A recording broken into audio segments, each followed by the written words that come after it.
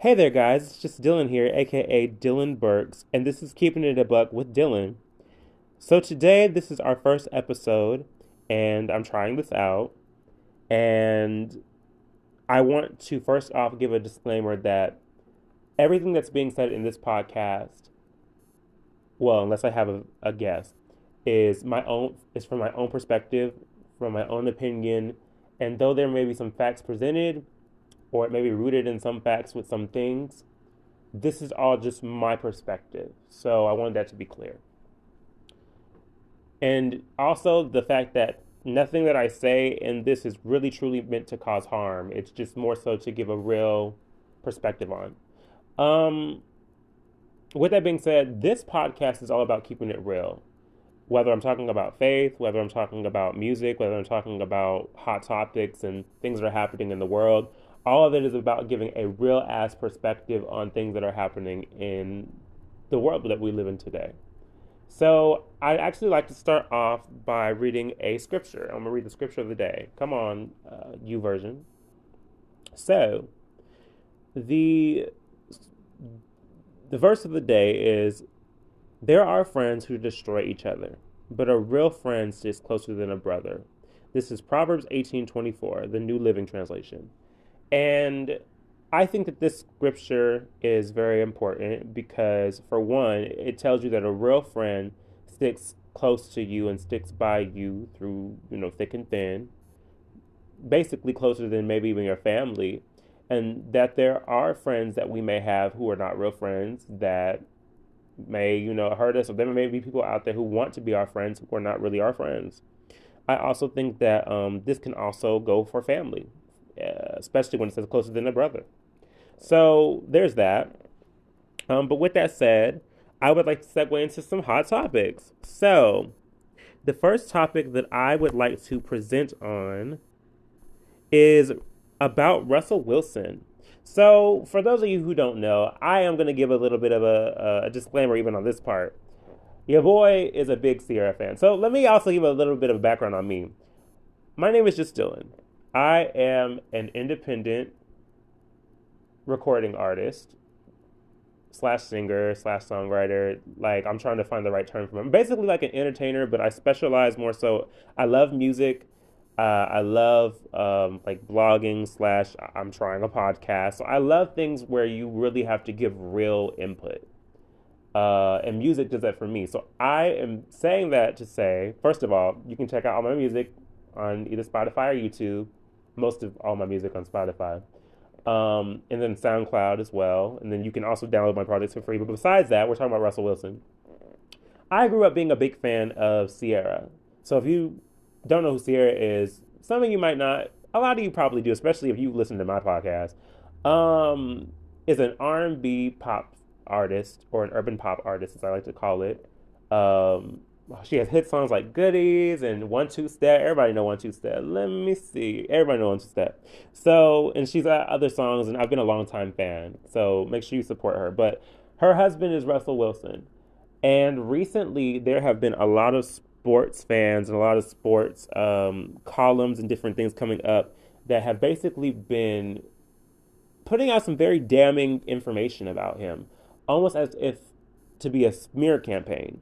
So I would like to read a little bit of this header that's leading to an article about such a thing. So it says, this is from NFL underscore Dov Kleiman, but I believe he's an actual person who's affiliated with the NFL. Bombshell: Russell Wilson asked Seahawks ownership to fire coach Pete Carroll and general manager John Schneider last year, sources told The Athletic. The team instead traded him to the Broncos. There's another report from this particular Twitter account. Russell Wilson had too much influence during his first year at the Broncos, a coach told the Athletic NFL. Wilson also had his own office on the second floor, away from the team who work on the first floor. That created an unusual team dynamic.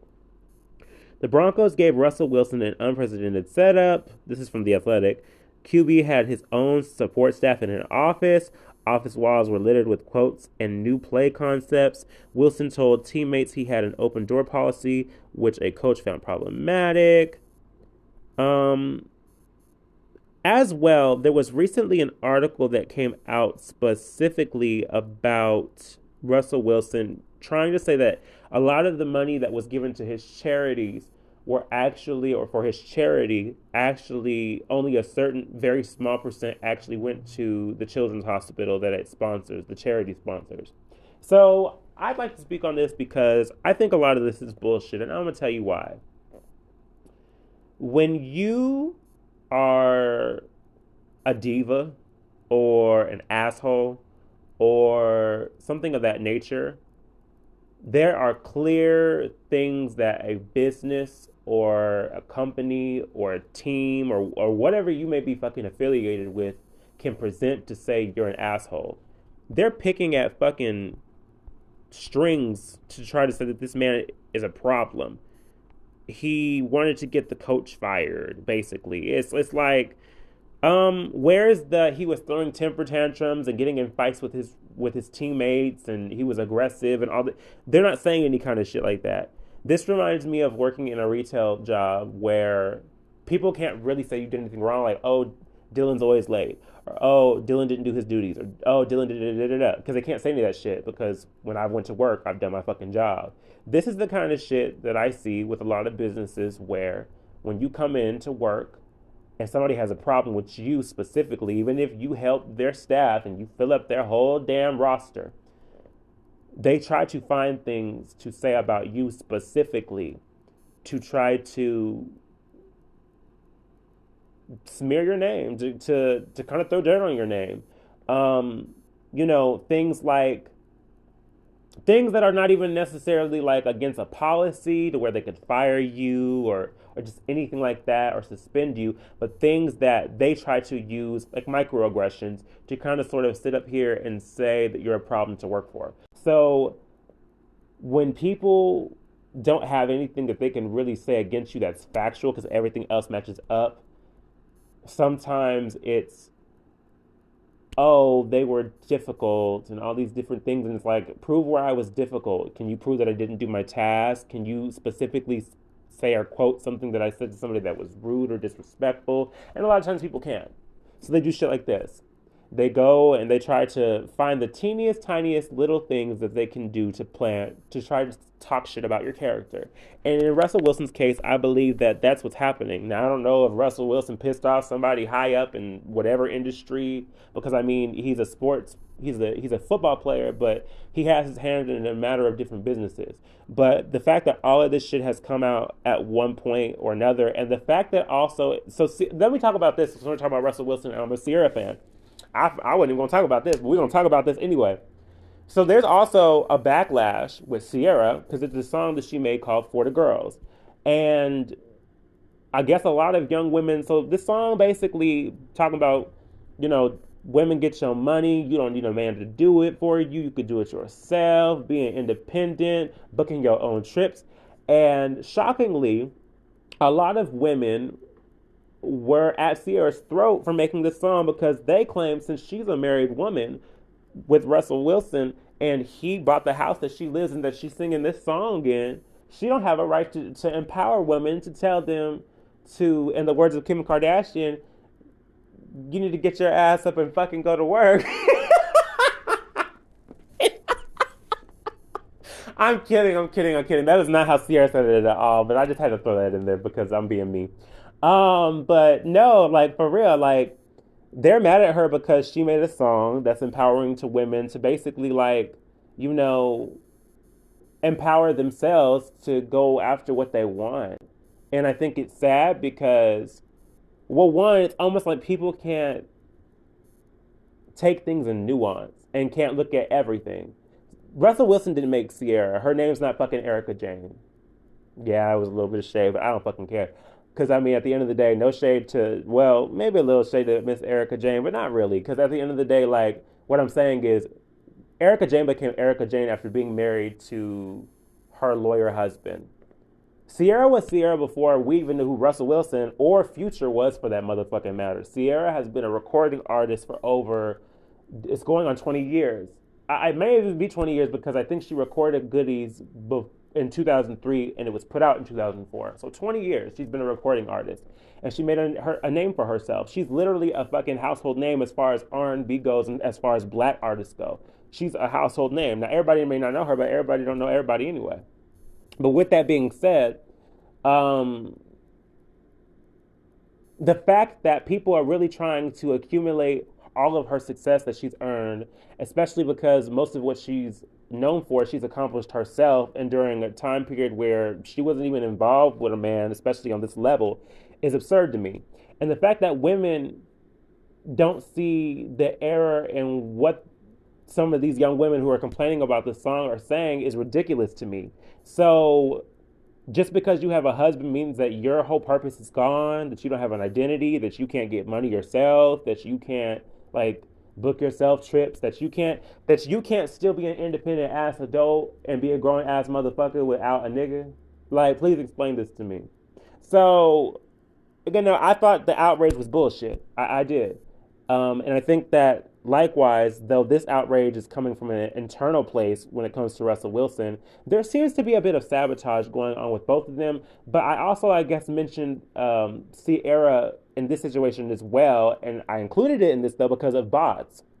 Because there's been an influx of bots now when it comes to bots being what bots can do. Apparently they fucking hack Ticketmaster, so now that's why all the tickets sell out all fucking quick, because apparently they can just buy them real quick. I'm like, since when the fuck can bots buy shit?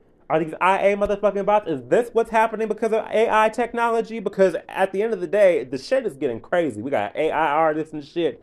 They're trying to make AI holograms, trying to make AI robots. The shit is getting fucking wild. Okay?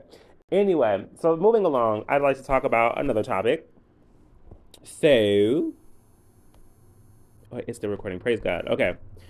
All right. So, Michael B. Jordan. So, I believe this was at the NAACP Awards. Yes, I believe this was at the NAACP Awards. So, Michael Jordan recently did a red carpet for an award show, and the woman who came up to him to interview him apparently used to bully him in high school, and he didn't forget. So, get my Trina Braxton on. So, do my little Canadian accent. Um, he basically called her out and was like, "I remember you. You used to bully me in high school, you know."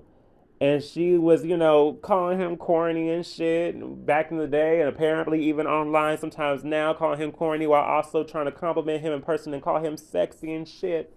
You know, this is very much so keep that motherfucking same energy now. You didn't like me before. Why you like me now? Because I made it? And I feel him on it. Some people are tweeting this old meme, or, well, it's a newer meme, but it's an older meme in this day and age, um, where the nerd is like, why do all black women like, the thug? And and then later on in life, the lady who likes the thug, she be like, hey, can I holler at you? He's like, beat it, deadbeat. And it's like, okay. But people are really out here calling him corny for being upset with the fact that this woman, when she was younger, bullied him and now is on this red carpet trying to, and bullied him specifically for going after auditions for like movie and television roles.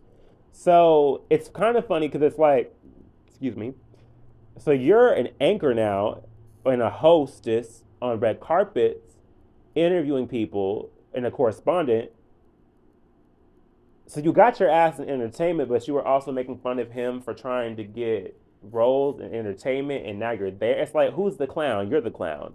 You're the clown because at this point, you tried to make fun of somebody for something that technically you probably wouldn't want to do yourself because you're in the same kind of field. You're in entertainment, working in entertainment. And now that he bossed up and got him some cash and got him some notoriety and got him all of this shit, now you want to be like, oh, Michael B. Jordan. And it's just kind of like, girl, sit your ass down.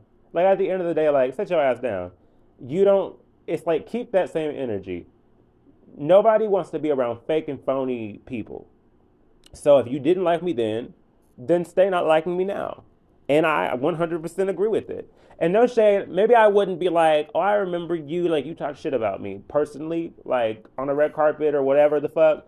But I wouldn't have forgot. I mean, I remember recently Jackie Harry and did I say her name? I know I said Jackie, right? Jackie Harry. I don't know if it is it Jackie Harry. I said it with a little Angela Bassett did the thing. Anyway, um, she did one with was it Cheryl Lee Ralph? I believe they did a yes it was and Cheryl Lee Ralph, and they were talking about how some of the interns they had at the time either they treated well or they didn't. Cheryl Lee Ralph, I believe, said that she did treat one of them nicely, and I think it was one of the black female producers who's now making shows now. And Dake Here did not, and she admitted that she didn't. And I give her kudos for that because it takes a lot of humility to admit when you're wrong. With Kenya Barris, who made Grownish and a few other shows. So you know, grow from it. Instead of just, trying to deflect it and not take ownership or accountability for it, grow from it. That's what I would say with that situation. Okay, this is one that I really wanted to touch on specifically. So I am a man of faith. I am a follower of Christ, and it's very important for me to share my faith because we all are here for a purpose and we've all been put here for God's purpose. And so even if you're not a believer or if you are, I want to share in some ways or another my faith because I think that at the end of the day, this life is only going to last for so long. Whether it be because Jesus comes back or whether it be because our lives are ended sadly shortly. But yeah, he comes first and he should always come first. Um, so I wanted to speak on this specific topic. So recently, Mark Wahlberg did a interview on the Today Show, and he had recently did a movie called Father Stew. Granted, I ain't calling nobody father, child. The Bible says not to. But this was the name of the film, and he discussed the importance to him and the balance of practicing Catholicism in the public eye while sporting an ashen cross across his forehead, which is a symbol of Catholic tradition. It's a balance, he's quoted as saying, I don't want to jam it down anybody's throat, but I do not deny my faith. That's an even bigger sin, Wahlberg said. It's not popular in my industry, but I cannot deny my faith. It's important for me to share that with people. But I have friends from all walks of life and all different types of faith and religions, so it's important to respect and honor them as well. So I wanted to come on here and talk about this because I 100% respect Mark Wahlberg for doing this. At the end of the day, if we don't have something to stand on as people, versus just being an entertainer or a singer or an actor or whatever the fuck we are. And even if it's not in the entertainment field, even if you're just a regular person who works in a factory or who's a chef or, you work at a restaurant or whatever you work in, whatever your industry is, whether you're a mechanic, whatever, you have to have a foundation for where you stand on. And you also need to hold on to it because everything else in life will fade except for your foundation. And I respect this because at the end of the day, he works in an industry where, so I will say this. I'm not big on Catholicism, child. I'm just not. There's a lot of weird shit going on there. I ain't gonna cap, and I ain't gonna sit up here and mince words. There's a lot of weird shit going on in there, um, but I will say that I do believe that they're 100% genuine believers in of Jesus Christ and Catholicism. So they have my all due respect, and I respect other people's beliefs because they're their beliefs for a reason, and because beyond that, I wouldn't want anybody else to infringe on mine, and they deserve that respect to practice what it is that they practice. Um, with that being said, um, I respect this. I just 100% respect this. It's easy for us to save face around other people when it comes to things that people may not like about us or may not, subscribe to that we do. But at the end of the day, it's important for us as individuals, as peoples, and our identities to hold fast to what we know to be true and to hold fast to the things, not just the things, to why we have purpose. We have been given purpose because God has put us here on this earth to have purpose. So I respect it 100%. And so I just wanted to mention this specific thing because I thought it was really cool. And I think it's also really cool because Mark Wahlberg is not a traditional. Mark Wahlberg is not somebody that we might initially affiliate or associate with religion or God or with anything that's um, spiritual in a faith-based manner. And specifically in talking about God and the God of the Bible, many people are not quick to claim it, especially in this day and age. So he gets kudos from me. Moving right along. Okay. Um. So there's a big thing going on, and it's just been overlapping into this week, and it's just been continuing. So I'd like to explain. So I'm going to transition to this topic. So I'm trying to figure out how I want to go into it. So, for those of you who don't know, Chloe or Chloe Bailey from Chloe and Holly, the sister duo with Chloe and Holly Bailey, has set out on a solo career, a solo pop and R&B recording artist career, and she's a favorite of mine currently. What I would consider a peer, a musical peer, personally. Definitely not on her level as far as that goes in the industry, but hey. Um, but she has set out to be this solo artist, and recently she decided to collaborate with R&B superstar Chris Brown. And it has caused mayhem. Like, it has literally caused backlash on her and him, but on her more specifically, from her own fandom, from people who are not a part of her fandom. Chris Brown's name has been getting drugged through the mud again, child. Like, it's just been like bad. Like, it's just been this big controversy about them working together.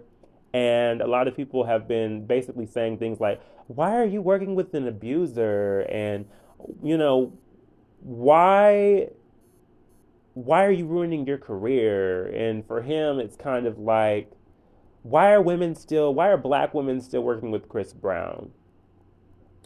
Let's do a little bit of digging a little bit deeper and doing some shit with a little bit of nuance instead of just going with the bandwagon that everybody seems to. Let me say this.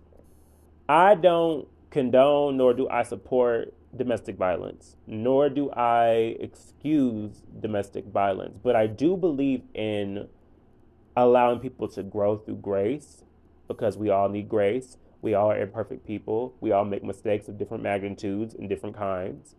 Um, and again, for me as a man of faith, I am aware that I am given grace every day by God, as well as the fact that we are all in need of grace because one day it may be us who's in need of grace. And a lot of times it is, whether it be that you have anger issues, that you have, that you're a habitual liar, that you like to gossip about people, whatever it may be, we all have flaws. And so, one thing I will say is this: I don't like in my generation, and I don't like what's happening in the world right now in society and social media where everybody calls it cancel culture. I don't want to call it cancel culture. I want to put it out there for what it is. People are fucking unforgiving. We live in an unforgiving ass era. And I'm not saying that there's not certain things that warrant distancing yourself and or cutting off people, but forgiveness, even with cutting off people, should not be an exemption. Forgiveness, even if you cut off a person, you can forgive somebody and move forward. Forgiving somebody means that, and I know it sounds trite or cliche, but forgiveness really is about not allowing yourself to allow other people to have so much power over you. It's about freeing yourself from that traumatic or emotional baggage or bondage that keeps you from moving forward in life.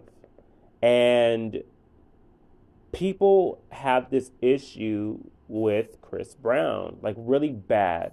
And I'm not saying that they don't have this issue with other people. Like, people have this issue in my generation a lot, but specifically with Chris Brown, there's this thing where it's kind of like whenever he works with a black female artist or a black, I know that sometimes some people tell me the term female don't sound right coming from people. It's like a hotep term. So what I'm saying right now is not to dehumanize, defeminize, dewomanize women.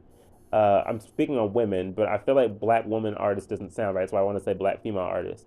Um, there's an issue, and I understand that there have been some things where okay, yes. So Chris Brown, everybody knows this. Everybody should know this. I don't even go even say if you don't know this. Everybody should know this. Unfortunately, back in the day, in around 2009, if I'm not mistaken, during the Grammys, they weren't even at the event yet, but Chris Brown and Rihanna used to date. Everybody knows global superstar Rihanna, and they had an altercation where apparently, she reached for his phone because, and they were arguing because he was messing around with some girl inside, and she started hitting him while he was driving. He started hitting her. He went way fucking overboard, including the fact that he ended up biting her ear apparently, and it created this catastrophic incident within history and entertainment. And so that's noted. However, to add to that, about 5 years ago, because this is being brought back to surface, well, everything that's being presented about him, um, Chris Brown also had a restraining order filed against him from his ex-girlfriend, Karrueche Tran, who's also an actress. She was on the show Claws and actually, I believe, won a daytime Emmy for it, or a primetime Emmy, one or the other. I don't think it's daytime. A primetime Emmy for Claws, and she's done some other acting roles, and she's a model. Um, I wanted to put that out there because Karrueche Tran is more than just Chris Brown's ex-girlfriend. Okay, motherfuckers. Anyway, um, she filed a restraining order on him, and she presented proof that he abused her, that he threatened her and her friends, that he was stalking her. This was actually publicly, even like paparazzi were catching this in real time. So there was a lot of proof behind this. So all of these things are being brought back up. In addition to the fact that at one point Chris Brown also made some colorist statements and some lyrics that he had, as well as the fact that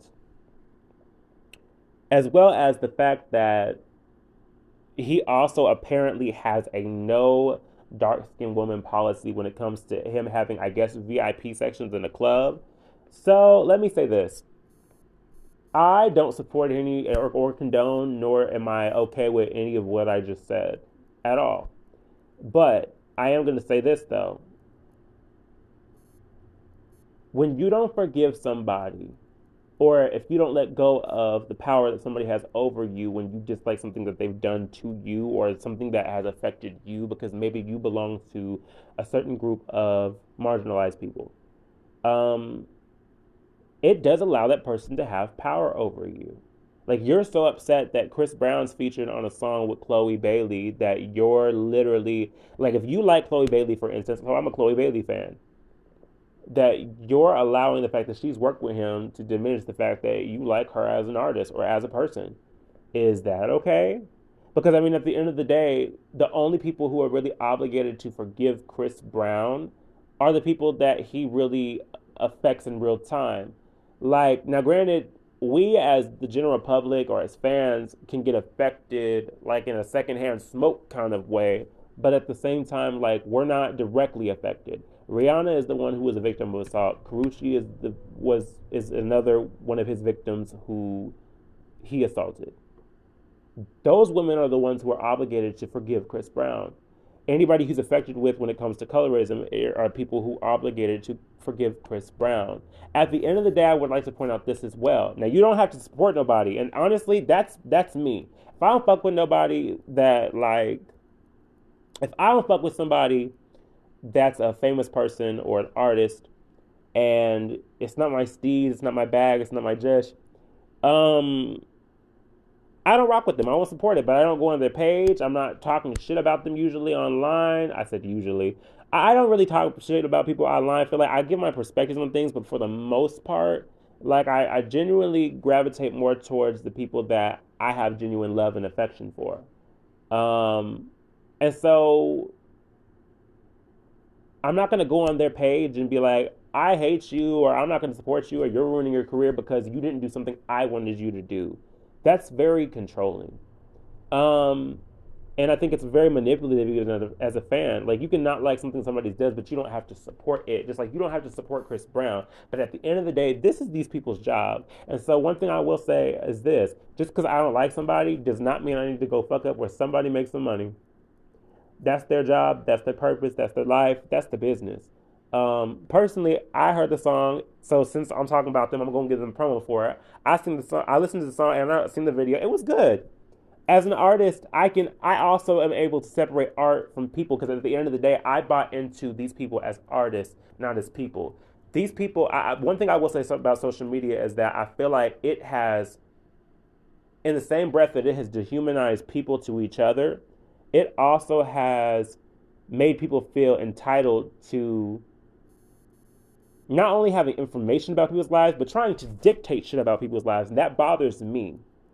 I can't and I don't want to ever dictate anybody's life. I got my own life to live and lead. I can have opinions, I can have perspectives, but at the end of the day, like I'm not gonna like trash them. But I thought the song was great. I think the song is like a nice little like duet slash like it's like like a mid tempo like lovers like I don't want to say like a lover's quarrel or like a lover's union because I feel like this song is kind of like yeah they're together but almost kind of like in a situationship almost, but not on some raunchy shit, just more like being honest.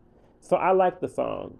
And I think Chloe did it awesome and the video was beautiful and I think they both did a great job as far as the song goes. But at the end of the day, if you don't support somebody, then don't support them. But to bash people and to bash somebody who may work with somebody, that person may not have treated them badly. So how can you bash them for something that they've never experienced? Moving right along.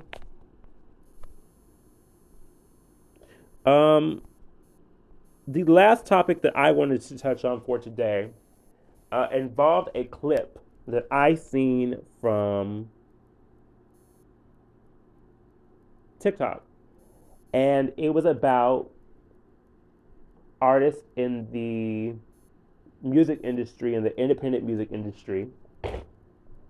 And basically, the TikTok was basically talking about how it's more lucrative to be an independent artist now, which I know. But I wanted to put this on Front Street because it's kind of sort of going viral, and also because a lot of people need to hear it, especially people who want to be artists. Basically, in this day and age, and what the TikTok was saying was this label presented a contract or wants to sign this artist, this, quote unquote artist, because this is the same person acting out both parts, to sign them because they've built their own following and their own fan base.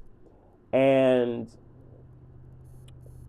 they're receptive to it, but when they start hearing the details of what the contract entails or what the business would be like with this person, which a record label would never do, they're very sneaky. They put shit in writing and they are banking on the fact that you're ignorant and don't know what's in the writing and what it means for you to not actually be in control of your life and kind of sort of sign your life away and be in debt.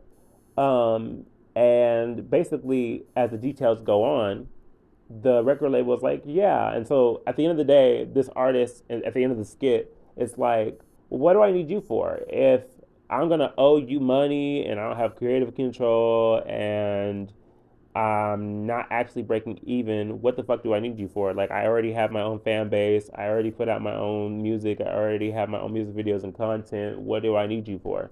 They just want them to use their influence. And so I would like to urge all artists, all singer songwriters, and all people of that nature to really, I'm not going to tell you not to sign a record contract. Maybe that's God's blessing for you, and the person that's offering you the contract actually has your interest in and will do good business by you, by all means. But also, what I would tell artists is to be smart, do your homework, You're gonna sign a record contract. I don't give a fuck what nobody tells you. You have a lawyer look over that shit more than once. Maybe even take it to a different lawyer. Hell, I know it might be kind of, whatever, whatever. Maybe you don't have the money. Maybe, look at somebody who will take it on pro bono. And then if you get something out of it, then they will charge you. But don't go into shit blindly. Don't go into anything blindly in this kind of means, because the record industry, the music industry, as much as I love music, the entertainment industry as a whole is corrupt. And it's time for that to be unveiled, and it is being unveiled slowly but surely, and maybe even at a faster pace than we all give it credit for. But it's true. We hear these stories of people signing a $5 million contract, a $2 million contract, a $1 million contract, and when they don't realize that that money's not up front, it's first and foremost a loan, and you're putting yourself in debt by doing it. It's a risk that could pay off, but for the most part, usually in this day and age, does not pay off, and you're kind of better off doing things with your own means. Which is more than easy now, because all you really need is a mic and a laptop, and to have the right equipment. Maybe and just to kind of sort of teach yourselves a little bit about how to audio engineer, which is not very hard, depending on what kind of recording software you use. But it's debatable. But at the end of the day, we live in a day and age now where if you want to be an artist, it's about presenting yourself as the artist and taking control of your shit and your work, and being having ownership over it and what you do with it and what you decide to do with it. You're in control. A label in this day and age is not going to take it and do all the work for you. You need to do it. So, and that's not no harsh, whatever. I do hate when, like, people who claim to know things about the music industry are just mean to unsigned artists or independent artists, like, saying shit like, well, nobody's entitled to support you. Well, I'm not entitled to support a major artist either, but they have propaganda every fucking where to support them, and they got, the labels got connections, and their money is invested in all these other companies that are part of the music business, to where their shit still gets pushed. So don't talk to me about entitlement. Let's talk about encouragement. So I just wanted to put that out there. Um, so with all that being said, this has been Keeping It a Buck with Just Dylan. There's some quirks that need to still be worked out a little bit with this podcast, but I am very much so pleasantly surprised by how this has went. I am going to be thinking about doing a few different segments. Definitely scripture of the day. Definitely the hot topics. I really enjoy, previewing some music. I got to figure out some things with the editing. There's a few things I need to look at with this particular thing. Maybe I'll do like some kind of newsletter, something. But yeah, thank you all for tuning in to Keeping It a Buck with Dylan. Subscribe, and then let's go from here and see what happens. All right, thank you.